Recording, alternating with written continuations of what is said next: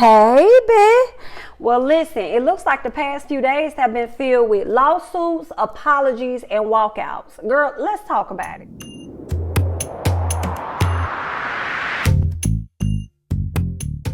Diddy is deciding to sue Sean John, which was previously his clothing company at one point. I do have an article here from the Book of Complex. I'm going to go ahead and read that. The headline says, Diddy accuses Sean John of stealing his image in $25 million lawsuit. Hear what it is that I say. Diddy has reportedly entered his second legal battle with Sean John, accusing the brand and its owner, GBG USA, for falsely attributing a quote to him to promote a new clothing line in a $25 million lawsuit. ATL Hip Hop reports that his complaint, which was filed in Manhattan on last week, says that Sean John created a new collaborative line with women's clothing retailer Missguided and illegally used Diddy's image, likeness, and persona without his consent. Diddy launched Sean John in 1998 and later sold it to Global Brands Group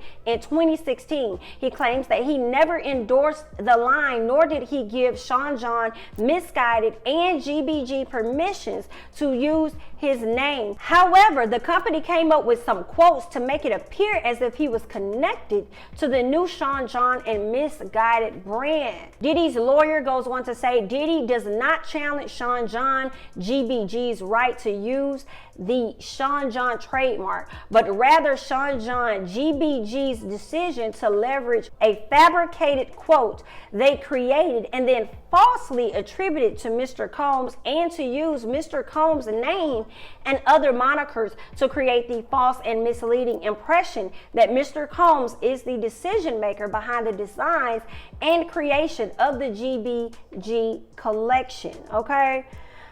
Child, this right here is a mess. Last month, Diddy reportedly filed his first lawsuit against Sean John over the trademark for the phrase vote or die. He alleges that Sean John and GBG have illegally used and trademarked the phrase and was selling merchandise bearing the slogan during the presidential election. Whew, honey, this right here, this too much. Okay, I understand where Diddy's coming from though. Like, I sold you the company, okay? You gave me a lot of money for my company. I know that's my name, but it's on y'all now. I don't have nothing to do with the company. When y'all sold it to me, I severed ties. Like, don't try and use my name, my image, or anything for a promo to get y'all money, and I'm not gonna receive any incentives off of this. But I feel like, Diddy, you need some more coin or something like that. I mean, you dang near got all the money. Now you want some more money or something? Okay, because he was on y'all head, but I also feel like this right here was probably bound to happen. Okay, I mean, you sold Sean John to them, and everybody has always known, like, that's your name. Everybody has always known Sean John to be connected to you, whether promoted or not. I ain't even know nothing about the sale, so I'm still like, whenever I see Sean John, I'm over here like, oh, he's still out here selling this? Oh, okay then. Okay, gotcha. Well, it's a whole different company. So I feel like it was bound to happen, and I feel like at some point, he knew he was going to be guaranteed to get some money because they were going to slip up at some point. So, I mean, I can't even be mad at it. For real, I can't. Like, if you severed your ties with that company, and they turn around and they use your likeness in an effort to force a deal to go through, you know what I'm saying, a collaboration deal or something like that, then, and you had nothing to do with it, and with that deal going through and being completed, and they probably got, like, let's say $30 million off that, and they ain't even offer you $1 million, I probably would feel away. You know what I'm saying? You use my name, like, you haven't used my name in years, now you want to try and use my name now? Like, yeah, no, I'm gonna get some coins off of this. And the whole vote or die thing, I don't understand that. I didn't even know Diddy owned the name vote or die for them to have trademarked it and to add it to clothing. So that's new information to me. But if y'all got more information about this Diddy situation and this vote or die stuff, then let me know. I understand the reasoning why he's suing for the connection with GBG as well as Missguided for, you know, using his image and things. I'm not very clear as to why he's suing with the vote or die situation. Like, I didn't know you owned something. I didn't know you owned vote or die, but maybe you did. Let's move on. Y'all know Cardi B released her song last week. She did a video, and when I tell y'all, honey, it was good. it was good that I watched it quite a few times. I really enjoyed it. I love the fact that she was actually dancing. She had real choreography in the video. I like the fact that it wasn't a TikTok type thing. Like, I'm glad it wasn't like no TikTokish, because a lot of people are out here making music now for TikTok, and that's fine if that's what you want to do, and it's go get you a coin, baby, do your thing, ain't it? Okay? But I love that that really wasn't the case. So if it happens to go TikTokish, that's what it happens to do. But for her, I didn't see any TikTok dances, but I definitely saw her doing her choreography, okay, busting it down. I saw all these different looks that she had, these different hairstyles that she had. I was like, girl, you better work. She did a really good job. She did a really good job, but it was not really short-lived, but just a little, because some guy, don't care what his name is, came out and accused Cardi of stealing his song. He said that he was already doing the "if it's stuck, then it's up," and I believe he dropped the song in September. Well, Cardi had receipts, and she had to say, well, wait a minute, baby, now, okay, because I was singing the song back in August, a whole month before you even dropped it, so what are you talking about? So I believe the guy's trying to say, but I wrote the song way before then. And it's like, okay, did you put the song out way before then? I'm confused. Now, I do believe that there are large celebrities that definitely take from smaller people. But a lot of people with this situation, I don't know if that's to be true. It could be, it could not be, only because of the fact that she was already singing the song when she was doing the video with Megan. And a lot of the fans is like, but people been saying stuff, if it's stuck, then it's stuck, whatever. So what is he talking about? So that's a bit sketchy. Not really sure, but I guess we'll see how that goes. I really don't think homie go get a dime. I don't think he's gonna get anything from it. But I mean, maybe a little bit of fame, maybe a few clicks and views, people checking out his music, but I don't really see him really getting anything from it. We just gonna see how it go. I don't see it, but y'all let me know y'all thoughts on that, okay? Now let's talk about Megan, because y'all know Megan also dropped a video last week, Cry Baby, with DaBaby. And for me, I thought it was okay. I thought it was cool. I did not like the dancing. I will be honest, because as soon as I saw it, it looked a little rushed, and it also looked like TikTokish. Okay, I feel like a lot of the songs that Megan has had that went like, pooh, were because of TikTok. So y'all let me know now, because I could, I'm not a rap buff. I'll be knowing everything, but y'all let me know. But I feel like a lot of the songs she had that has popped off for Megan have either been because Beyonce was on it, but Beyonce hopped on it because it was, a viral song, and it came from being viral due to TikTok. So that's what I'm thinking, like, which is probably why they wanted to keep her on that TikTok wave and doing the dancing, because if people are doing the dancing, they're going to play the music or whatever. And the whole toy store thing, it was cute. It was cute. The whole DaBaby scene, that was, I think the video was cool. It was all right. It was cool. But the dancing is just the one thing that really threw me off. But it was, it was cute for what it was, though. So I just haven't been able to get into any of Megan's music lately. I just haven't really been featuring her too much. I'm not really sure why. When Megan first came out, I was on her head. Like, yes, girl. But over the past year, it has died down for me. I don't know why. I'm like, maybe I'm just getting old or something. Like, I'm just like, I don't really want to listen to this anymore. Like, what is this? Like, what else can you give us? But I don't want to really say that to her for real, because I feel like a lot of these guy rappers come out and they rap about the same thing all the time. Money, sex, and drugs. Money, sex, and drugs. Money, sex, and drugs. So why can't she rap about the same thing all the time too? I just haven't really been featuring her, but I think that at some point she's going to get back to where she needs to be, and I'm probably going to be back on her head again. Like, yes, let's go, Megan. But right now, I'm just not at that place, but I definitely wish her the best. So, keep going, Megan, girl. Y'all, let's talk about Bow Wow. Okay, let's talk about Bow Wow real quick. Bow Wow put up a tweet and said, now, I know this might sound crazy. Y'all know what I think about when he said this. What was the video? I wish I could find it. If I can find it, I'm going to put it in this video. It was a video of him. I guess these kids was on a field trip or something. And I think he put his hoodie on or whatever. He was like, they don't even know it's me or whatever. And it's like, but they don't even care that it's you. What are you talking about? Okay, I got to find that video because it was so hilarious. Because the first thing he said is, now I know this might sound crazy, but we don't care. But we don't. What do you want? What do you want, Shad? What do you want? What do you want? What do you want? Okay, that's how I felt. So he goes on to say, after I drop my last album, I will focus on TV and film. I think that's a smart move for Bow Wow. I think you should focus on TV and film. I feel like that's where he's had his energy at for the most part. These past few years when he wasn't putting out music, he was already into TV and film, but I think he needs it a different fashion as far as becoming like a producer, kind of like 50 Cent, and getting his stuff put out, like creating shows and stuff. So I think that's where Bow Wow may be trying to go with next level. He also goes on to say that he will be joining the WWE, and it's been a lifelong childhood dream to wrestle in the WWE.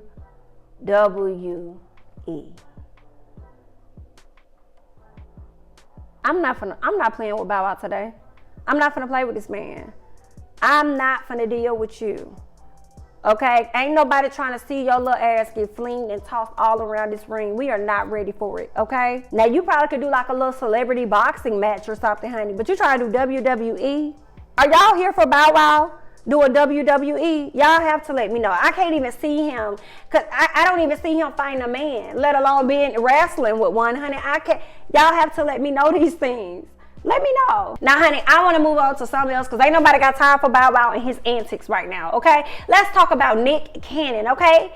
I am reading from the book of E.T. Online. Nick Cannon to return as Wild 'N Out host after apologizing for anti-Semitic remarks. They go on to say Nick Cannon is returning as a host of Wild 'N Out, previously being fired from the series. Now, the Masked Singer MC's return comes after reestablishing his relationship with Viacom CBS following his termination for making anti-Semitic remarks last July. The VH1 sketch and improv comedy series had been picked up for 3 additional seasons before Cannon made some highly controversial comments during an episode of his podcast, Cannon's Class, which aired in July. Cannon subsequently apologized and held private meetings with prominent members of the Jewish community. He explained how he had since worked to educate himself and had learned exactly how and why his remarks were incorrect and offensive. Nick has not only apologized and taken responsibility for his comments, but he has also worked to educate himself and others through engagement with Jewish leaders and on his platforms. Those efforts are of the utmost importance, and that's why we have invited him to rejoin our team. And this came from an MTV Entertainment spokesperson. So I'm not going to read anymore, but as you guys can see, Nick will be coming back. He's going to be coming back to Viacom CBS to do Wild 'N Out and all that other good stuff. He's back in good with the networks. And how I feel about it, I didn't really listen to his podcast to really know what was said fully. I will say I'm glad he's coming back, you know, even if he had to apologize, because sometimes that happens with, you know, other people, you know, and they say some silly ass shit and they got to come back and apologize and they never lose their job. Now, I do think Viacom was wrong for even firing him to begin with, only for us to result turn back around and he still has his job. Y'all should have never fired him. Y'all should have just had it under investigation and for conversation or whatever. And I also think that Nick could have just like apologized and did that, not for himself.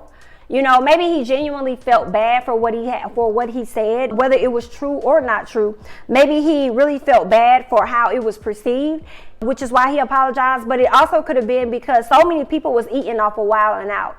And he probably felt a way that he took that opportunity from them. And he wanted to figure out a way to get it back, you know, because he wasn't the only person eating off this. He had a lot of other, you know, black folks that was eating off this, that needed this.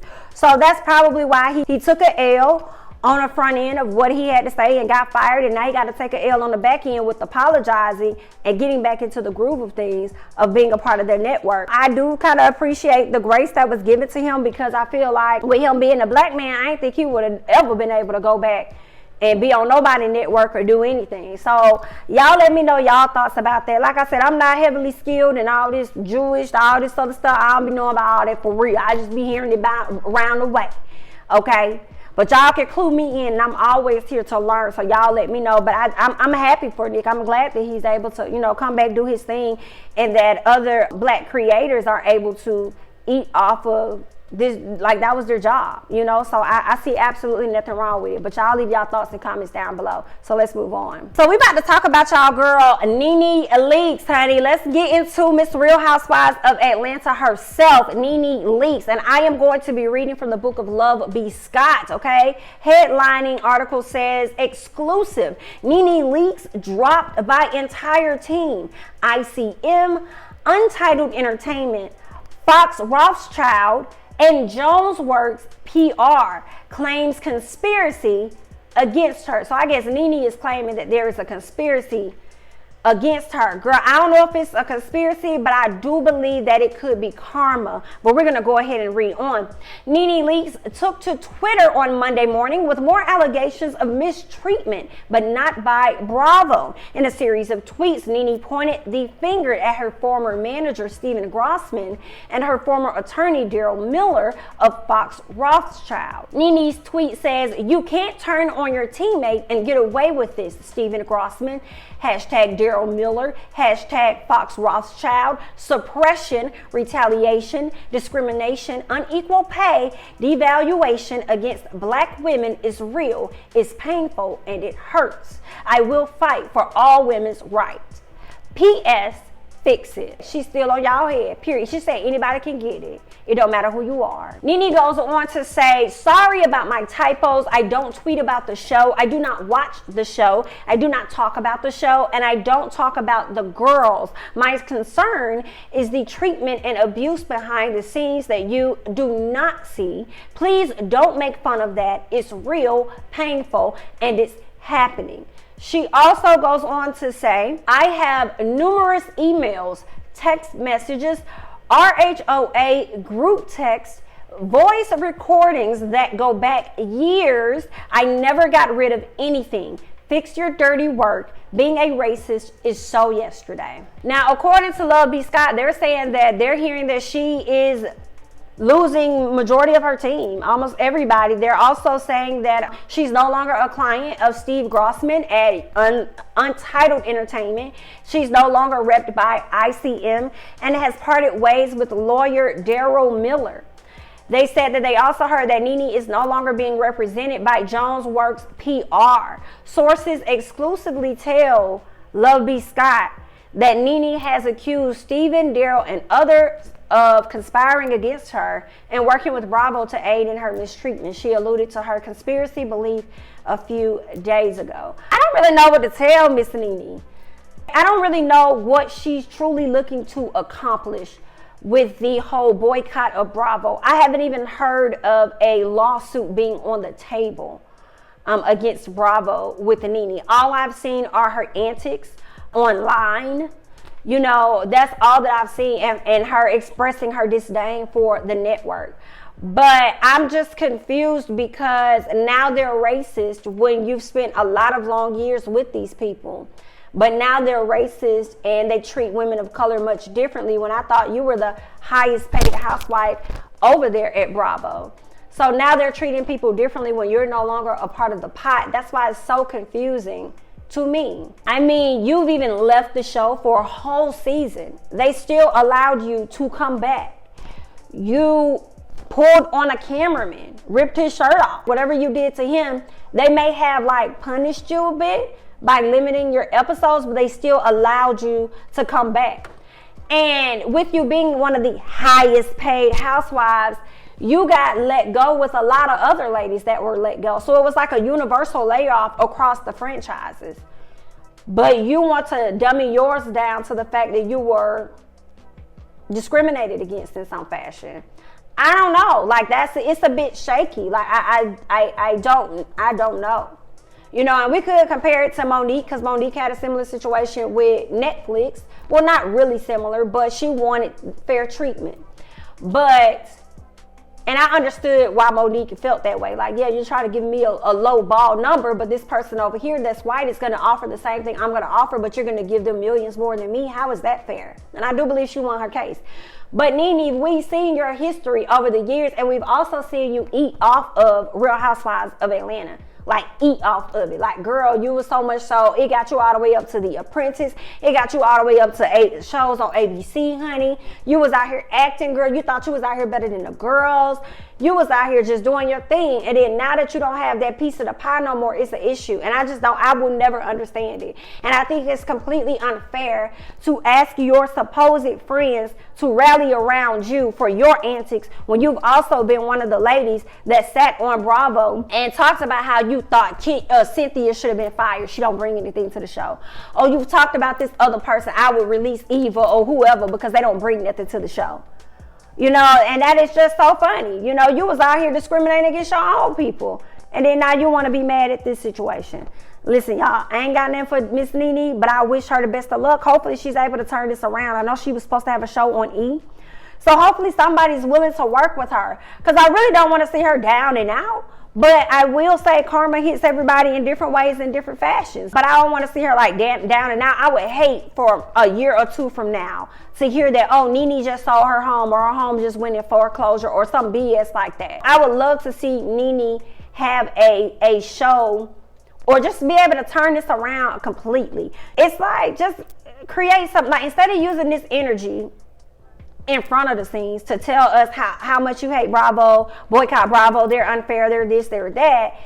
Silently get at them behind the scenes where it ain't none of our business, and publicly let us see you out here making moves. Let us see you sit down with your team, your people, and come up with what kind of show y'all can create and pitch to a network that you can have on there, and you could be like a executive producer of a show. You may not be on the show, but you can produce it for somebody else's network, and then let's see you get an actual reality show of you and your family on a completely separate network, you know, like the E! And I think that's where she should have put her energy at. Now that the Kardashians this month, I believe, are on their way out the door, why not allow yourself to be on the way into that door and swoop in, and probably maybe somebody will watch it or create another show surrounding you and your girlfriends. Okay, if it's not gonna be you and your family, find you and your good Judys, and y'all do y'all own little show on there. You know what I'm saying? I just think she needs to reassess her time and where she places her energy, and she better go out there. Now is the time to grind it out. Stop letting this situation drain you and go and grind it out, figure it out, and make this work, because you still got millions of followers. You still got a big name. You still got a lot of people that's checking for you. You still got people talking about you. So I think she has time and she can turn this around. But girl, this right here just ain't cutting it. But y'all leave y'all thoughts and y'all comments down below. Don't forget to like, comment, subscribe, share my videos, and I'll catch you guys in the next one. Bye-bye.